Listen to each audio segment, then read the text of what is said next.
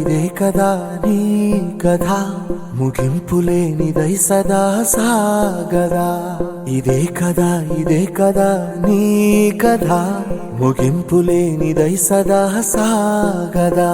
నీ కంటి రెప్పలంచున మనస్సు నిండి పొంగిన ఓ నీటి బిందువే కదా నువ్వెతుకుతున్న సంపద. ఒక్కొక్క జ్ఞాపకానికి 100 ఏళ్ల ఆయువుందిగా, ఇంకెన్ని ముందు వేచనో అవన్నీ వెతుకుతూ పదా. మనుష్యులందు నీ కథ మహర్షిలాగా సాగదా. మనుష్యులందు నీ కథ మహర్షిలాగా సాగదా.